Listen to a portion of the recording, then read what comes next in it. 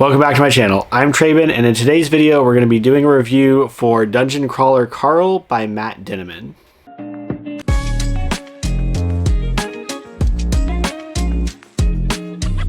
I've previously read a Matt Dinniman work, but I don't think I ever gave it a proper review. I read through Kaiju Battlefield Surgeon. I think that one ended up as a 4-star read. I felt like the lit RPG elements were very fun, and the ending in particular was surprisingly moving and emotional given the subject matter of the book. But what held it back was the characters and the over-the-top violence. The descriptions of torture were just a little bit too much for me in that particular title. Held it back from that 5-star. Dungeon Crawler Carl shares some of these same traits, the positives, the negatives, and winds up about the same place as Kaiju Battlefield Surgeon, but gives me more hope for the future of the series, whereas I believe that Kaiju Battlefield Surgeon is basically going to be a one-and-done book. Dungeon Crawler Carl stars the titular Carl as he very quickly finds himself embroiled in this gladiatorial RPG dungeon crawl in real life with very high stakes. I will say, to its credit, one of the best things this book does is it gets to the plot and it gets to the inciting incident very quickly. We've got time later on in the book to develop character and to talk about background and develop all that. The author recognizes that when you're talking about an action lit RPG title, you just want to get straight into it. So within the first 2 paragraphs, I want to say, we already have the everything on Earth gets flattened, anybody who's inside is dead. That's the inciting incident, and it's quite a terrifying one, in all honesty. We accentuate the seriousness of this problem, sometimes poignantly, sometimes ineffectively, because we're also trying to balance it against the general silliness of a lit RPG style story in which the characters are leveling up, getting new skills, doing ridiculous things, building contraptions and making traps, and getting frustrated at one another, and having a number of very dark humor moments within the book. I'll say that tone is still a little bit off throughout. Am I supposed to be taking this seriously? Is it supposed to be lighthearted? It tries to balance those 2 factors and is mostly successful, but there's a couple of times where it just doesn't quite work and really took me out of the story. Carl is accompanied by his ex-girlfriend's pet cat, Princess Donut, who initially starts off as just your average house cat. Well, your average multi-award winning, prim and proper competition cat. But very soon into the story, again, we don't need a lot of exposition to get to this point, Princess Donut becomes something more and becomes a kind of sidekick character to Carl as they are traveling through this dungeon. In fact, they become their own guild, the 2 of them together.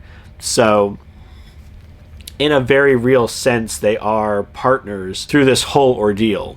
As I alluded to with my feelings on Kaiju Battlefield Surgeon and the struggling tone that this is trying to balance to middling success, I do think the best parts of this book are when it just lets Carl and Princess Donut cut loose, have fun, do ridiculous things within the confines of the system. That is where I get my biggest enjoyment out of these lit RPG stories. I understand the motivations to introduce some of the darker elements of this story. The main plot is essentially that an alien power is forcing the last remnants of humanity to fight in this dungeon of their own creation in order to gain freedom for the planet. And that entails a lot of very dark undertones to even the more humorous parts of the story. But there are definitely moments where I can't tell if the author was going for this is supposed to be funny or this is supposed to be very serious,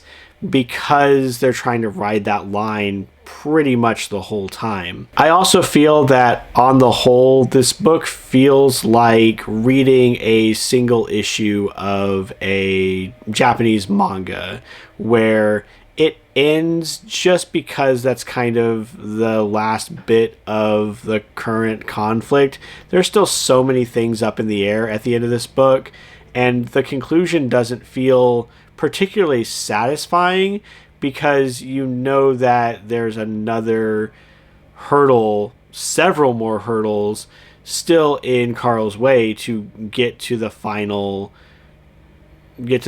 conclusion. And even within the book, the climax is not particularly engaging, doesn't feel like a true heightened moment, nor does it feel like the culmination of things that they've learned throughout this particular book.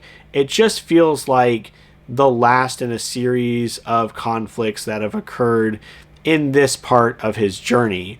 So I can see the books kind of having the feel of being fine, but never being more than the sum of their parts. They're just the conflicts that Carl has to engage in over the course of one or two of these floors. And given that we have 18 floors to get through, it's very possible that this book series goes on for about as long as Dresden is currently at, about 17, 18 books. And it remains to be seen if this particular premise has the legs to project that far in the future.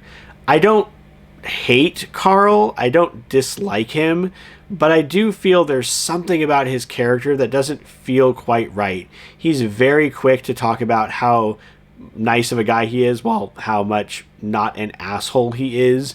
And it just seems a little bit weird that he is so defensive about that point right up front. His shtick with Princess Donut is funny for now, but in the long term, I don't know if that interaction's going to be enough to sustain the story. We do get a hint toward the end of this particular book that there's going to be an expansion of the party, new members coming in, new dynamics that they're going to have to balance.